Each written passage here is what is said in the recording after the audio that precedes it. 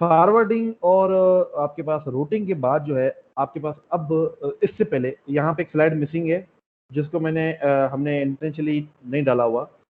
वो ये सर्विसेज के रिलेटेड थी। देखें डिफरेंट टाइप की सर्विसेज होती हैं। आप में से कोई है बच्चा जो बता सके कि टीसीपी या यूडीपी जो है वो या ट्रांसपोर्ट लेयर जो है वो कौन सी सर्विसेज देती थी? शाबाश। ट्रांसपोर्ट लेयर है वो कौन सी सर्विसेज देती थी आपको? एनीवन? जी अदील भाई, ट्रांसपोर्ट लेयर जो है वो हमें क्या सर्विस देती थी?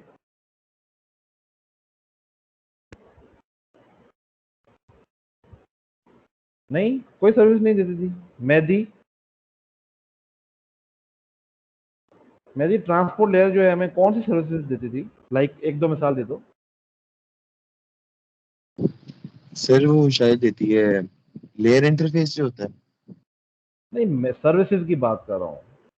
खिदमात कौन सी देती हैं यार? देखो रिलायबिलिटी हो गई, फ्लो कंट्रोल हो गया, एरर कंट्रोल हो गया, ये क्या है? ये सर्विसेज है। इससे पहले आपने एप्लीकेशन लेयर में पढ़ा था। कम्युनिकेशन भी कम्युनिकेशन तो सारे देते हैं ना, कम्युनिकेशन को छोड़ो, तो वो तो जनरल चीज है ना। देखें इससे पहले आपने एग्जाम में भी क्वेश्चन आया था आपको कि एप्लीकेशन लेयर में बैंडविड्थ इंटेंसिव आपने पढ़ा था, फ्लेक्सिबल बैंडविड्थ पढ़ा था, डिले कंस्ट्रेंट पढ़ा था। ये सारी क्या है? ये सर्विसेज हैं। ये वो सर्विसेज हैं जो आपको ट्रांसपोर्ट लेयर या नेट एप्लीकेशन लेयर देती हैं। ठीक है। इसी तरह से आपकी जो नेटवर्क लेयर है वो भी कुछ सर्विसेज देती है। और नेटवर्क लेयर कौन सी सर्विसेज देती है? लाइक आपको एक मिनिमम थ्रूपुट अगर चाहिए तो वो भी गारंटी करती है। ट्रांसपोर्ट लेयर या एप्लीकेशन लेयर ये आपको इंश्योर नहीं कर सकते कि आपको इतना थ्रूपुट मिलेगा। ठीक है, क्योंकि इनका आपके रूटर्स पे कंट्रोल नहीं है। ठीक है। मिसाल के तौर पे अगर आप कोई किसी बंदे को कहते हैं कि यार कोरियर करवा लो, अब ये उस बंदे के बस में नहीं है कि वो आपको गारंटी दे। हाँ, अगर उस बंदा जो है वो जिस सर्विस को दे रहा होता है, टीसीएस को देता है, पोस्ट ऑफिस को देता है, जिसको भी देता है, अब वो जो है वो जरूर आपको गारंटी कर सकते हैं क्योंकि उनका एक्चुअल काम है और वो ही डिलीवरी करेंगे। तो नेटवर्क लेयर है ना, इसने एक्चुअल में डिलीवरी करनी है। उसको सारे पाथ का पता है, उसको सब कुछ पता है। तो network layer can guarantee you throughput, network layer can guarantee you delay. तो नेटवर्क लेयर जो है उसके अंदर कांस्टेंट बिट रेट एक होता है। ठीक है, सीबीआर जिसे कहते हैं। मतलब आपको एक कांस्टेंट बिट रेट अगर चाहिए तो वो भी मिल सकता है, मतलब एक स्पीड चाहिए मिनिमम, वो भी मिल सकती है। आप कहते हैं कि नहीं यार इससे ज़्यादा डिले मेरे पास नहीं आना चाहिए, वो भी गारंटी कर सकता है। तो ये सारे काम जो है नेटवर्क लेयर कर सकता है। ट्रांसपोर्ट लेयर का काम ये नहीं है और वो नहीं कर सकती।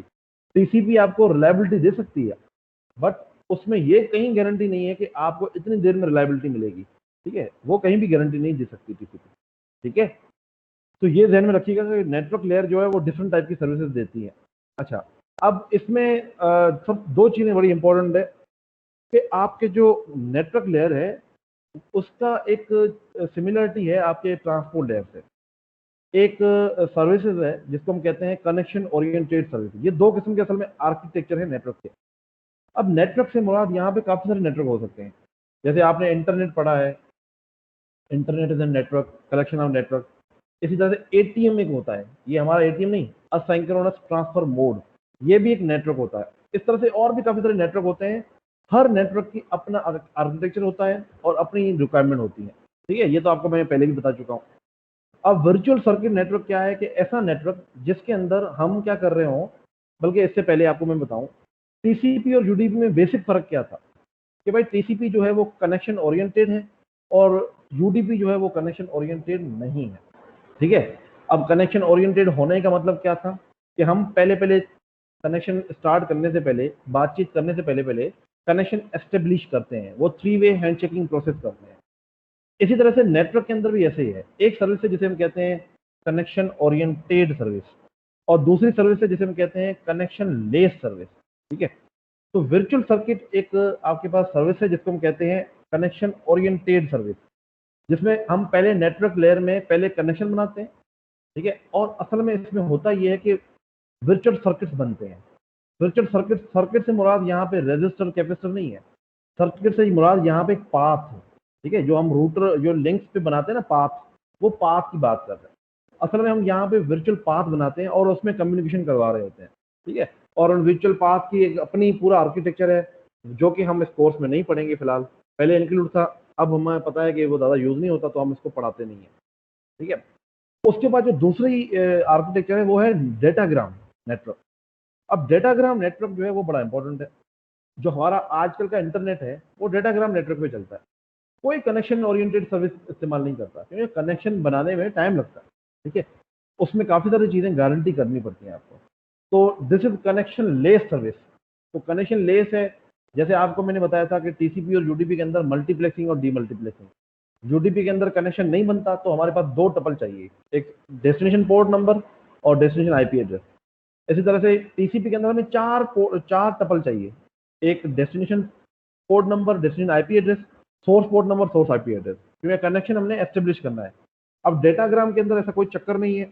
वो क्या करेगा, डेस्टिनेशन आईपी एड्रेस और सोर्स आईपी एड्रेस के बेस पे नेटवर्क के अंदर जाएगा और कहेगा कि मैं इधर से निकला हूँ और मैंने इधर जाना है। तो नेटवर्क के अंदर जो रूटर होंगे वो अपने फॉरवर्डिंग टेबल को देखते जाएंगे और उसको आगे फॉरवर्ड करते जाएंगे। कोई आपको कनेक्शन एस्टेब्लिश करने की जरूरत नहीं है। ठीक है। तो इन दोनों में काफ़ी फ़र्क है, इन दोनों में काफ़ी सिमिलरिटी है। जो आपका डेटाग्राम है या वर्चुअल नेटवर्क है वो टीसीपी और यूडीपी से बिल्कुल मैच करते हैं, बट उसमें काफ़ी सारे फ़र्क हैं। सबसे पहला फ़र्क जो है वो ये है कि जो अगेन मैंने आपको इससे पहले भी बताया कि नेटवर्क लेयर जो है ना वो है होस्ट टू होस्ट, एक एंड डिवाइस से लेके दूसरे एंड डिवाइस तक की कम्युनिकेशन। ठीक है। और जो ट्रांसपोर्ट लेयर है ना वो प्रोसेस टू प्रोसेस कम्युनिकेशन है। एक नेटवर्क लेयर, एक कंप्यूटर है, उसमें एट ए टाइम पे यूडीपी भी चल सकता है और टीसीपी भी चल सकता है। बट नेटवर्क लेयर में ऐसा नहीं होता। नेटवर्क लेयर में या तो वर्चुअल सर्किट चल रहा होगा या डेटाग्राम नेटवर्क चल रहा होगा, दोनों इकट्ठे नहीं चल रहे होंगे। ठीक है ना। तो ये दो पॉइंट्स है सर्विसेज एंड नो चॉइस वाली। ठीक है, कि आपके पास या तो वर्चुअल सर्किट होगा, क्योंकि देखिए ना एंड टू एंड सर्विस है, हमारे पास मल्टीपल प्रोसेस नहीं है।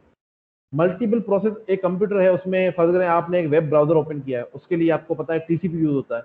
अगर आपने कोई स्ट्रीमिंग की है तो उसके लिए शायद यूडीपी यूज हो रहा हो। ठीक है। कोई फाइल ट्रांसफर कर रहे हैं उसके लिए भी शायद यूडीपी यूज हो रहा हो।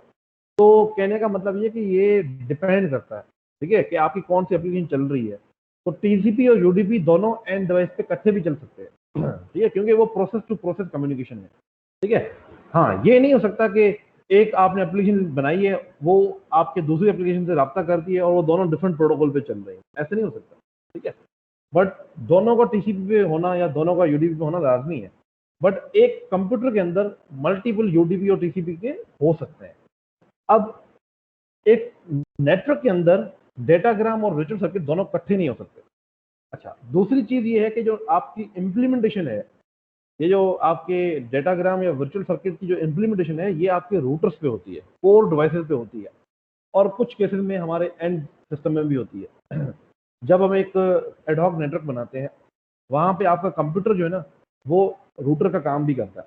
तो उस केस में आप कह सकते हैं कि वो भी जो है वो वर्चुअल सर्किट या डेटाग्राम पे काम कर सकता है। बट नॉर्मली हम कहते हैं कि ये कोर डिवाइसेस के अंदर इस्तेमाल होती है, जो आपकी रूटर शूटर है ना उसके अंदर इस्तेमाल होता है। और ट्रांसपोर्ट लेयर है वो तो प्योर एंड डिवाइसेस पे इस्तेमाल होती है। ट्रांसपोर्ट लेयर तो सिर्फ और सिर्फ जो है वो एंड डिवाइस पे काम कर सकती है। टीसीपी या यूडीपी जो है वो प्रोसेस जो रन कर रहे हैं उस पर काम कर रहे होते हैं। तो ये तीन मेजर फर्क है, एक तो होस्ट टू होस्ट कम्युनिकेशन हो रही होती है, दूसरा कि आपके पास चॉइस नहीं है, दोनों में से एक आपने इस्तेमाल करनी होगी, और तीसरा ये कोर डिवाइसेस के अंदर इस्तेमाल हो रहा होता है और वो एंड सिस्टम के अंदर इस्तेमाल हो रहा होता है। तो ये बेसिक फर्क है आपके पास वर्चुअल सर्किट और डेटाग्राम के अंदर। हाँ, अब डेटाग्राम नेटवर्क में हो क्या रहा होता है, अगेन छोटा सा मिसाल है कि एप्लीकेशन लेयर ने ट्रांसपोर्ट लेयर को अपना मैसेज फॉरवर्ड किया, ट्रांसपोर्ट लेयर ने फिर नेटवर्क लेयर को फॉरवर्ड किया, नेटवर्क लेयर ने एक सेगमेंट जनरेट किया, वो आगे रूटर के पास गया, रूटर ने फिर उसे फॉरवर्ड, उसकी आईपी एड्रेस देखी और उसको फॉरवर्ड करते गए, और ये आगे चलता हुआ जो है वो इस पीसी पे आ गया। अब इसने कोई पाथ रिजर्व नहीं किया, कभी पैकेट इधर से आ रहा है, कभी इधर से आ रहा है, कभी ऊपर से आ रहा है, कहीं से भी आ सकता है। और दूसरा, इसमें दो बड़ी इंपॉर्टेंट चीजें जो आपको जहन में रखनी है कि हमने कोई कनेक्शन एस्टेब्लिश नहीं किया और ना ही हमने किसी रूटर पे ये स्टेट मेंटेन की है कि ये पैकेट कहाँ से निकला है और कहाँ जा रहा है। हमें ज़रूरत भी नहीं है, क्योंकि जितना हम ज़्यादा चीज़ों पे नज़र रखेंगे, जितनी ज़्यादा सिक्योरिटी रखेंगे, जितने ज़्यादा हम उसको सर्विसेज देंगे, जैसे टीसीपी अगर आपको याद हो, यूडीपी हमने एक दिन में पढ़ लिया था, टीसीपी को पढ़ने में हमें अच्छा खासा टाइम लगा है। रिलायबिलिटी सर्विस, पाइपलाइन, फला, फिर उसका congestion control mechanism, flow control mechanism, फिर इसके टाइम आउट कैसे कैलकुलेट करते हैं, काफी सारी चीजें हमने टीसीपी के अंदर देखी थी। तो टीसीपी इज डिफरेंट, और यूडीपी और जो आपका जो डेटा ग्राम जो है, यूडीपी जो था वो बिल्कुल डेटाग्राम की तरह है। वो आपका लाइट वेट प्रोटोकॉल है, इसलिए वो ज्यादा यूज होता है इंटरनेट के अंदर। ठीक है। अच्छा, अब हमने यहाँ पे बात की, इससे पहले हमने एक बात की थी फॉरवर्डिंग के बारे में। भाई जो पैकेट का हेडर है ना, उसको देख के हम अपना पैकेट रूटर के उस लिंक पे फॉरवर्ड करते हैं। अब यहाँ पे असल में हेडर से मुराद क्या है, ये 4 बिट नहीं होता, यहाँ पे आईपी एड्रेस होता है 32 बिट का।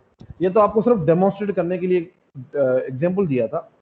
असल में यहाँ पे आईपी एड्रेस होता है। अब आईपी एड्रेस हमारे पास दो किस्म के होते हैं, एक होता है आईपी वेरिएंट 4 जो कि पुराना वेरिएंट है, और एक है आईपी वेरिएंट 6।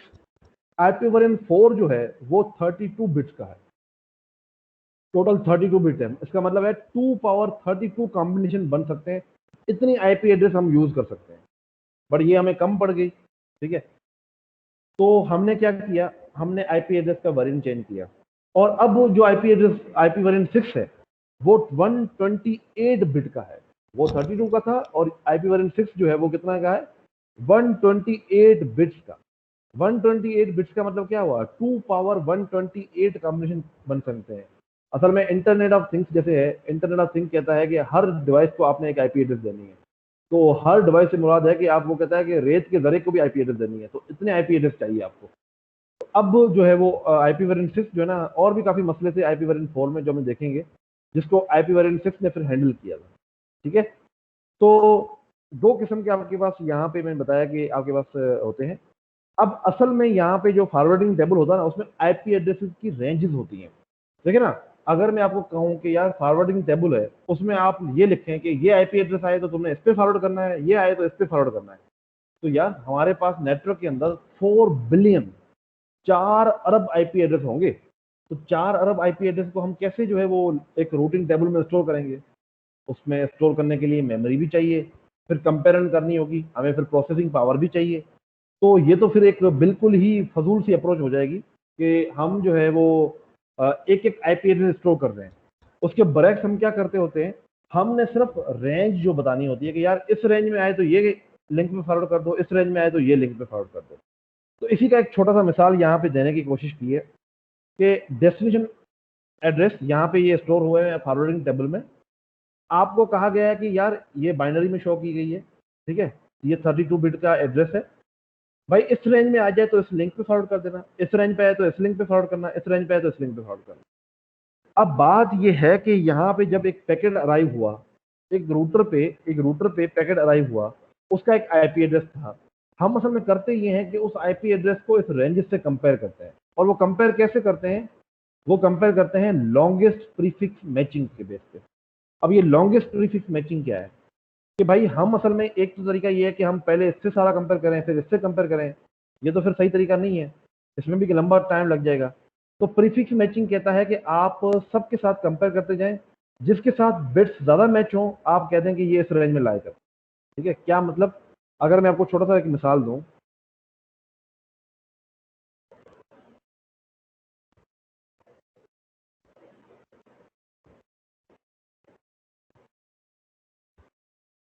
अब यहाँ पे आप देखें कि हमारे पास एक आईपी एड्रेस है, ये वाला,